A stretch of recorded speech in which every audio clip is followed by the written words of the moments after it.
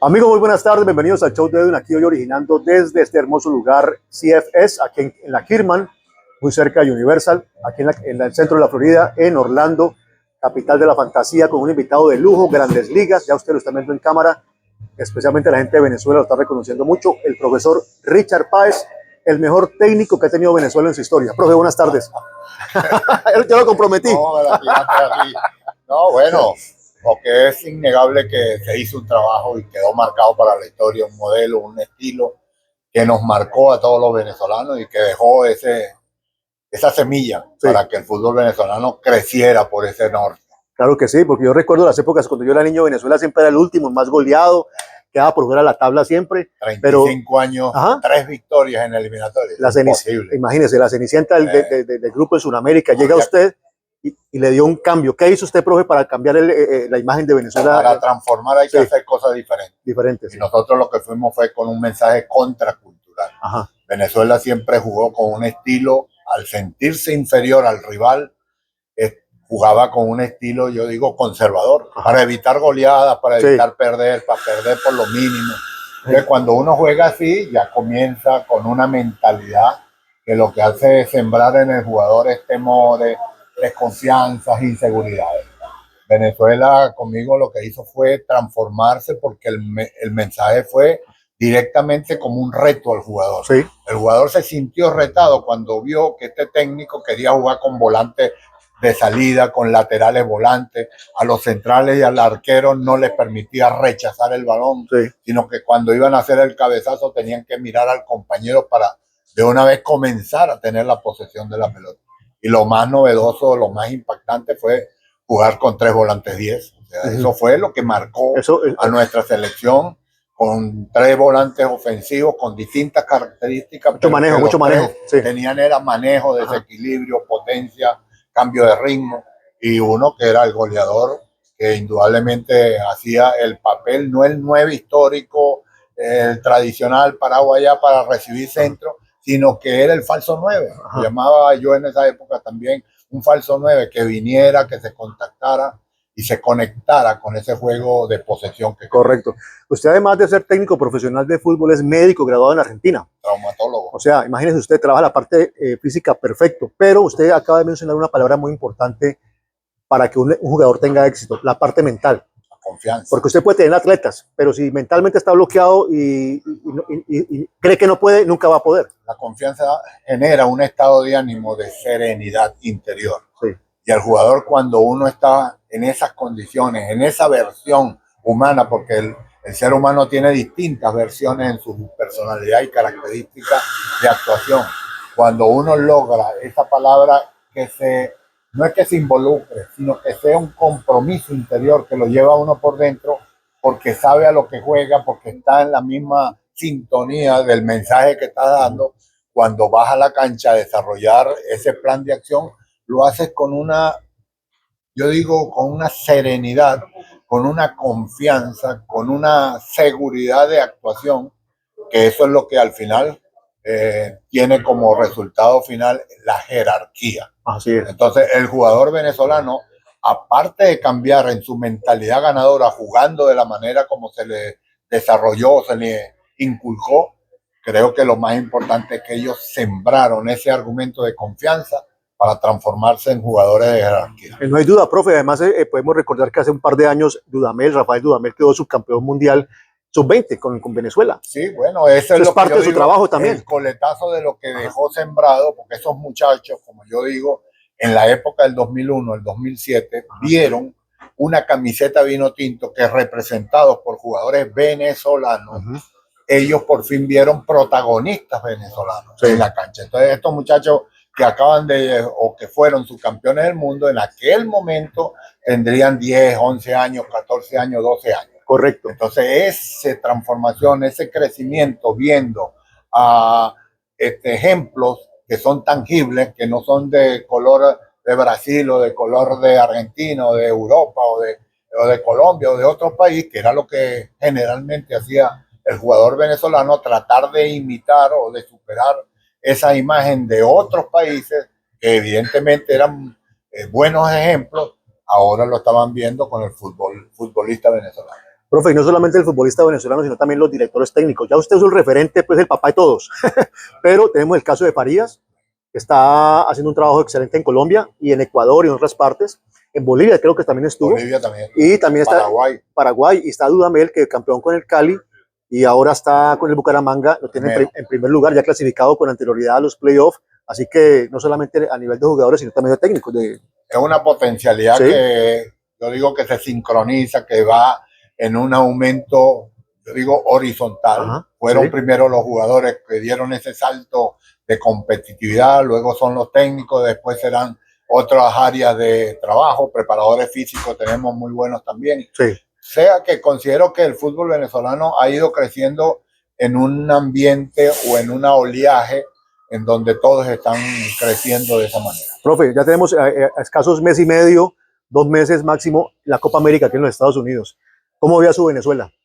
Bueno, Venezuela mostró ya en las eliminatorias que al estar en el cuarto lugar, en las eliminatorias más complejas, más difíciles que hay en el continente fútbol, considero que eso ya es un paso adelante para demostrar que está en la vía, que está por fin en la vía. A lo mejor esta sí es la generación mundialista.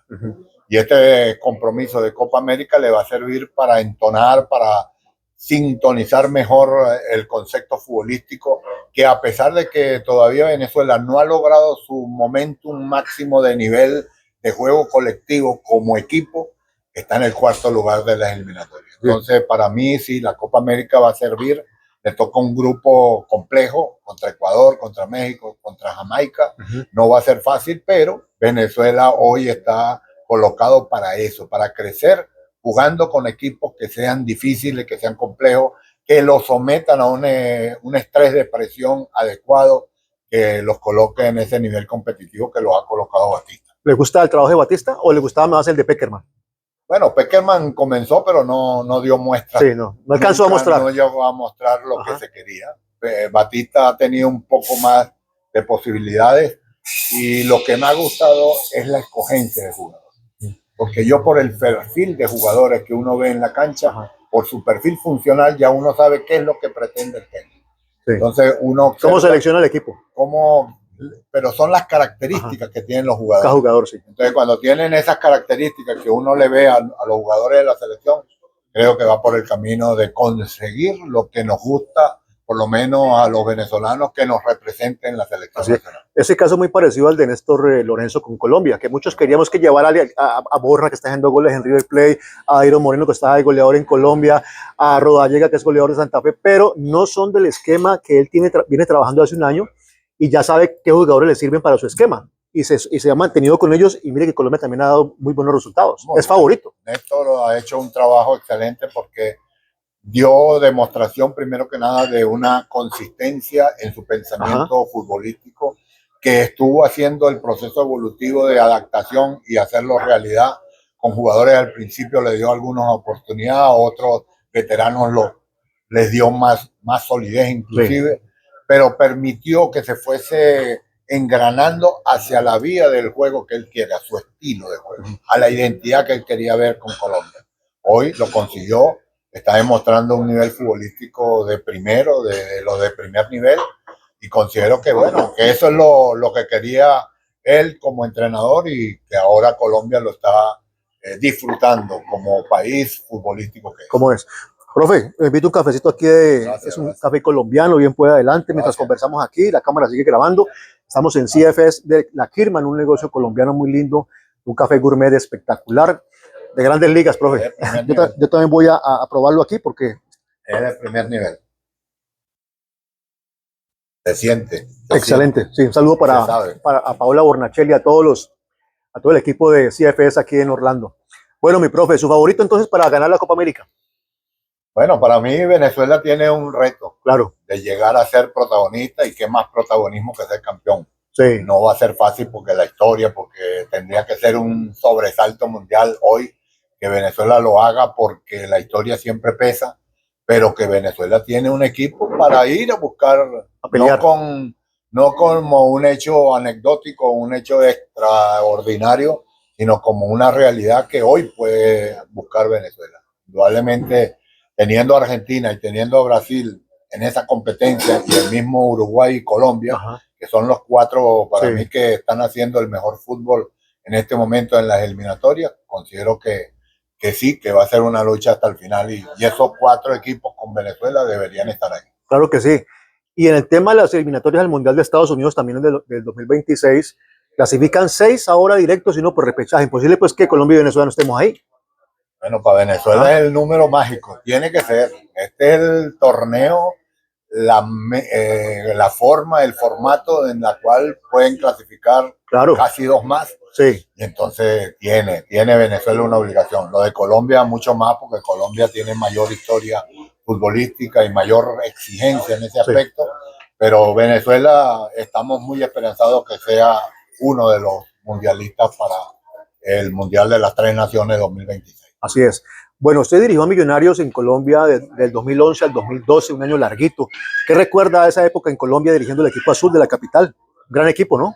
Mayer Candelo estaba ahí. Bueno, pero a mí me tocó, acuérdate que cuando a mí me contrata José Roberto Arango, que era un hombre que no era de fútbol, sino era el directivo que había colocado el gobierno para amparar, para proteger, para rescatar de la crisis económica que tenía en ese momento Millonarios. Sí. Y él me llama, cuando me llama por teléfono, él me dice, quiero al hombre que le cambió la visión, la mentalidad y el fútbol a Venezuela. Cuando él me dice eso, digo, bueno, vamos a hablarlo, vamos a conversar y ver en qué condiciones está hoy Millonarios. Claro, él me planteó un Millonario con un nombre histórico que engalana, ese simple nombre ya engalana lo que significa Millonarios para Sudamérica y para Colombia mucho más. ¿Y Estefano estuvo ahí? Sí, uno de los grandes equipos embajadores del fútbol. Sí, claro. Entonces, pero estaba atravesando, como te digo, esa condición económica muy grave, y en ese sentido, correlativamente, tenía un plantel, yo diría, moderado. Modesto. Ajá. Entonces, cuando a mí me toca el primer semestre, me tocó muy duro y mantuvimos la ubicación de primera división. Era un equipo que en ese momento estaba inclusive peleando el descenso. La categoría, sí. Entonces era increíble el peso desde el punto de vista anímico, el peso, el estrés de los jugadores que formando parte del equipo, de los equipos más importantes de Colombia, estaba peleando el descenso. Entonces, bueno, pudimos pasar la página esa con mucha dificultad, pero con la seguridad de que se podía hacer otra cosa. Y ahí se cambia, es cuando viene la oportunidad de ingresar 11 jugadores, tuve yo en el segundo semestre de campeonato. Y ahí cambió todo. Vino Mayer Candelo, llegó Lewis Ochoa, llegó Ganis Ortiz, llegó Nelson Ramos. Llegaron una cantidad de refuerzos de un nivel ya de Millonarios. Sí. Y ahí fue donde pudimos, yo digo, engranar un equipo con una idea, con una visión, en donde Mayer para mí era el centro que generaba la condición que yo quería en la cancha, de juego de posesión, con mucho desequilibrio cuando había el espacio para hacer cambios de ritmo. Empecé a conseguir por fin laterales volantes, porque los jugadores que tenía Colombia, Millonarios en ese momento, eran más marcadores que laterales volantes. Y entonces todo eso me dio la oportunidad de mostrar el fútbol que yo quería ver y que imaginaba yo en lo que yo llamo el fútbol virtual, y llevarlo a ser el fútbol real de los domingos. Considero que mis jugadores en el Millonario me dieron la razón. Sí. Pude conseguir algunos detalles que me hicieron más bien a mí aprender otros modelos para desarrollar fútbol. El caso lo pongo por el caso de Rafael Roballo, que era un jugador muy caótico, que tenía todas las direcciones para correr ofensivamente hablando, y yo lo convertí en un conector. Él era el que estaba siempre cerca de todos los jugadores alrededor de la zona del medio centro. Como un pívot. Como un pivoteador constante, y acompañando a laterales, a centrales, a medio centro, mucho más a los de ofensivo. Claro. Entonces, todo eso me fue dando posibilidades de crecimiento hasta lograr el campeonato de ese año 2011, en donde se le ganó a Boyacá Chico de Alberto Gamero, que estaba en ese momento. Los 2 partidos le ganamos allá, le ganamos acá, y bueno, ahí la afición de Millonarios es donde no nos olvidarán nunca, porque a partir de ahí volvió esa grandeza del Millonario que estaba oculta, que estaba en un letargo, y que considero que a partir de ahí comienza ahora esta nueva historia que hoy tiene, sí, claro, que hoy tiene Millonarios. Ahí está, es el equipo que mejor juega en Colombia, un proceso de gamero de 5 años, y ahí está opcionado a título otra vez. Sí, ya llegó a donde tenía, se vuelve, seguramente clasifica ahorita dentro de los 8, y se va a meter en la pelea. A él, hoy el Millonario lo que le toca es dar el paso final del nivel internacional. Sí, Copa Libertadores. Tiene que hacerse protagonista en Copa Libertadores Millonario, porque es lo único que le falta a ese gran equipo. Cafecito, profe. Sí, porque, bueno, contra Flamengo hizo buen partido en Bogotá. Ese 1-1 fue un partido muy bien jugado. Sí, creo que el primer tiempo ahí tuvo algunas dudas, pero en el segundo tiempo cambió la historia, le entró esa mentalidad de hacerse, yo digo, el localista que tiene que ganar el partido, y eso obligó a que el juego de Millonarios superó a ese equipo de Flamengo. Sí, así es. Bueno, profe, ya para ir terminando, porque no quiero demorarle mucho, vamos rapidito a lo que ha sido esta edición de la Champions League, la eliminación del Barcelona, la eliminación del City de manos del Real Madrid, como siempre, en prórroga, como en los últimos 5 años. ¿Cómo ve usted ese caso de Real Madrid? Claro, cuando ya estamos hablando en ese nivel, en donde están llegando los 8 mejores equipos de Europa que lo habían logrado con muy buenos condicionamientos de juego, estilos, maneras, uno espera un partido como el Manchester City contra el Real Madrid, un partido de 2 equipos de grandeza. Los 2 equipos que mejor han hecho fútbol en los últimos tiempos. Entonces, cuando uno ve el transcurrir del partido, comienza a notar que más que esa esencia del futbolista o de los equipos de fútbol, de hacer fútbol para ganar partidos, pero de la mejor manera, y comienzas a ver un Real Madrid metido atrás, después de haber hecho el gol, para tratar de liquidar las intenciones, frustrar al adversario, aguantando, generar un bloque ultra profundo para evitar que el juego colectivo que tiene Manchester City los doblegara.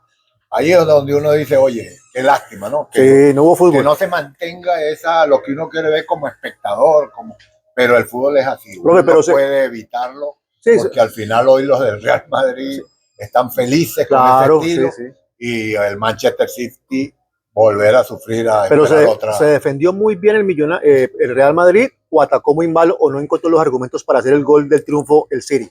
Sí, yo creo que hay que poner las dos vertientes. Es indudable que el Madrid, el colocar ahí prácticamente un 4-5-1 en el borde del área, porque era prácticamente ya en ese bloque muy profundo, considero que ahí, al colocar ese bloque en esa zona, evitaba que los volantes ofensivos tuviesen la suficiente espacio y pensamiento para realizar ese pase-gol final, porque no había pase-gol. No encontraban una ubicación de un volante, ni de Brown, ni Foden, ni el otro Bernardo Silva, ni Grill, no encontraban a Haaland. No lo conseguían, y Haaland no se podía mover porque eran movimientos apenas de 2 metros o de 1 metro. Entonces, considero que ahí estuvo bien el planteamiento de evitarle eso. Pero considero también que deben tener otros argumentos. No vi el pase contralateral, que es una de las armas del City, que son muy buenas. Ese jugador que se pone en las esquinas, en la vertiente del área grande, en esta esquina, y hace el pase cruzado al otro sector, donde eso no lo vi y no lo utilizaron. No utilizaron mucho tampoco el disparo de media distancia. Y en las pocas jugadas que tuvo, la del gol de Bruyne y la otra jugada que le quedó a De Bruyne en el punto pene, la tiró por arriba, ahí perdieron la posibilidad. Bueno, finalmente entonces su candidato para quedar campeones, que en el Real Madrid. El Real Madrid va a ganar. El Real Madrid para mí va a ganar de esa forma, aunque indudablemente si es por fútbol, lo que está haciendo el Bayern vuelve a adoptar, pero esa confrontación Bayern-Real Madrid va a definir todo. ¿Cómo no? Profe, finalmente, entonces, ¿usted cuándo lo volveremos a ver de sudadera, en la raya, dirigiendo? Ya muy pronto, ¿no? Ya muy pronto. ¿Sí? Ya hemos conseguido la residencia en este país, lo que nos está faltando ya que nos llegue la Green Card para tener la posibilidad aquí adentro o afuera para volver a esta. O sea que mi gente, a esto que nos gusta. Los empresarios por ahí que están rondando, después de ver esta entrevista del show de Edwin en YouTube, Ya saben que el profe ya tiene permiso de trabajo, puede dirigir aquí en los Estados Unidos. De hecho, mantiene muy en contacto con la MLS porque su hijo trabaja con el Cincinnati, ¿no? Ricardo David está de asistente técnico en el primer equipo de Cincinnati. Buen equipo, va punteando en la conferencia. Sí, ganó la Community Shield. Así es, entonces ya lo veremos por aquí en la MLS, el profe haciendo bulla y dirigiendo en la raya como debe ser y como a usted le gusta, profe. Con calidad, que es lo que me gusta a los equipos. Hacerlo jugar con calidad. Haciendo fútbol, del bueno. No hay otra manera. Cuando perdimos contra Junior, que fue el partido que me sacó a mí de Colombia, ese partido de vuelta que le habíamos ganado 3-0 y allá perdimos 3-0, fuimos a penal y perdimos por penal. Ese partido, si yo hubiese ido como el Real Madrid, lo pasamos. Sí. Pero no me podía traicionar a mi convicción. Sí, así es. Convicción, una palabra muy bonita. Bueno, mi gente, esta ha sido una entrevista, una charla muy amena con el profesor Richard Páez de Venezuela. Histórico él, como ya lo dijimos, él lo explicó muy bien. Le cambió la cara al fútbol venezolano y lo puso en el panorama del fútbol mundial. Y después ya Dudamel lo ratificó con la sub-20 en el Mundial de Inglaterra, fue eso, ¿no? Bueno, en Corea. En Corea, pero le ganó en la final a Inglaterra. Inglaterra le ganó. Así que mi gente, esta entrevista queda en mi canal de YouTube para que la vean, la repitan, la compartan y le den la manito y la suscripción al canal para que vean todos los que hay ahí y las que vienen a futuro. Profe, muchas gracias. Gracias. Un placer enorme. Los venezolanos que liguen a la Vinotinto en la Copa América. Sí, seguro que sí. Vamos a la pelea. Vamos con todo. Feliz tarde, mi gente. Gracias. Profe.